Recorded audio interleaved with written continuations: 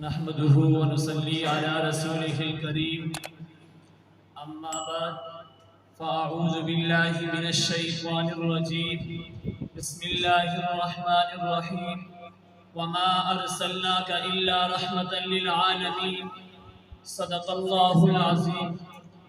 ہوں لاکھوں سلام اس آقا پر بت لاکھوں جس نے توڑ دیے. ہوں لاکھوں سلام اس آقا پر بت لاکھوں جس نے توڑ دیے. امت کو دیا پیغام سکون طوفانوں کے رخ موڑ دیے. اس محسن اعظم نے کیا کچھ نہ دیا انسانوں کو، دستور دیا منشور دیا، کئی راہیں دی کئی موڑ دیے. سامعین گرامی، آج میں آپ حضرات کے سامنے جس موضوع پر لب کشائی کرنا چاہتا ہوں وہ ہے سیرت سید کونین صلی اللہ علیہ وسلم. سامعین گرامی، آپ صلی اللہ علیہ وسلم کے آنے سے پہلے دنیا میں ہر طرف کفر کے بادل چھائے ہوئے تھے. شرک کی بدبو کا تعفن پھیلا ہوا تھا. ایک الہ کو چھوڑ کر سینکڑوں معبودان باطلہ کی پرستش کی جاتی تھی. بچیوں کو زندہ دردور کیا جاتا تھا. عورت کا معاشرے میں کوئی مقام نہ تھا. معمولی باتوں پر سال ہا سال تک جھگڑے جڑتے تھے. ہر کوئی ایک دوسرے کے خون کا پیاسا بنا ہوا تھا. شرک و بدعت کا رواج عام تھا. توحید نام کی کوئی چیز باقی نہ تھی. دین اسلام کی پابندی کرنے والا نہ ملتا تھا. حتیٰ کہ بیت اللہ شریف میں مشرکین مکہ نے 360 سے زائد بت کھڑے کیے ہوئے تھے. ضلالت و گمراہی انسانیت کا مقدر بن چکی تھی. جب میرے اور آپ کے بلکہ تمام مخلوقات کے نبی نے اس دنیا میں قدم رکھا تو ظلمت کی اندھیری راتیں ختم ہو گئی. کفر پہ لرزہ طاری ہو گیا. شرک و بدعت کے ایوان ہلنے لگے. کیسر و قصہ کے کنکرے ٹوٹنے لگے. شاہی درباروں میں کھلبلی مچ گئی. جو پہلے دشمن تھے اب دوست اور جانثار بن گئے. بچیوں کو زندہ دردور کرنا چھوڑ دیا گیا. شراب خوری اور بدکاری کا رواج ختم ہو گیا. میرے نبی کے آنے کی دیر تھی کہ پورا عالم آپ کے آنے سے روشن ہو گیا. پورا عالم آپ کی سیرت و کردار سے منور ہو گیا.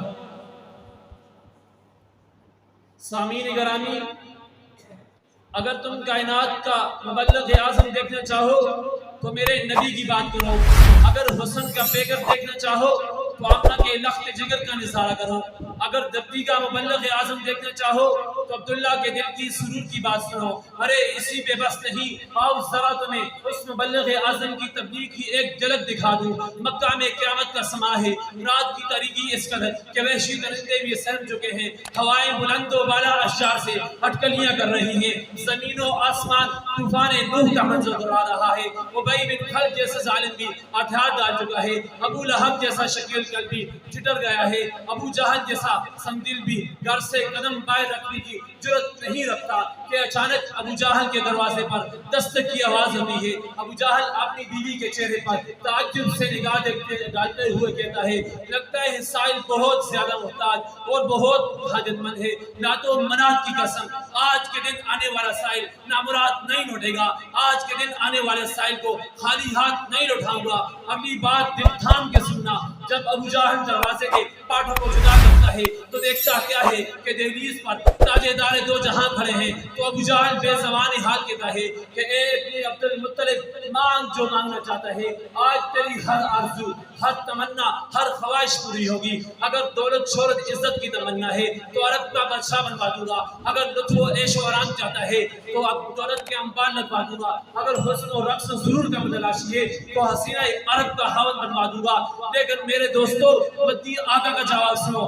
فرمایا، اے ابو جہل، یہ سب کچھ تجھے مبارک ہو. میں تو بس اس غرض سے آیا ہوں کہ آج یہ قیامت خیز منظر دیکھ کر اب تو میرے اللہ کی وحدانیت کا اقرار کر لے تاکہ ہمیشہ کی کامیابیاں تیرے گلے کا ہار سنگار بن جائیں. لیکن عزیز بد نصیب کے نصیب پھر بھی نہ جاگ پائے. سامعین گرامی، ارے محمد وہ رہنما اور قائد ہے جو ساری کائنات کے بھٹکے ہوئوں کو سیدھا راستہ دکھاتا ہے. تو پھر مجھے کہنے دیجئے حق کا کلمہ محمد ہے، لفظوں کی تجلی محمد ہے، خیالات کی تصویر محمد ہے، روح کی تڑپ محمد ہے، احساس کی گویائی محمد ہے، مٹھاس کی شرینی محمد ہے، حق کی تصویر محمد ہے، احساس کی گویائی محمد ہے، فاطمہ کا بابا محمد ہے، حسن و حسین کا نانا محمد ہے، عائشہ کا شوہر محمد ہے، ساری کائنات کا اجالا محمد ہے۔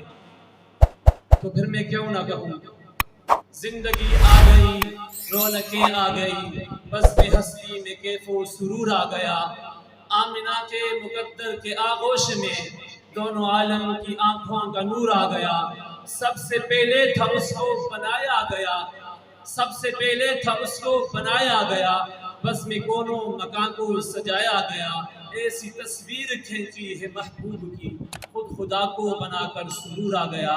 وآخر دعوانا ان الحمدللہ رب العالمین۔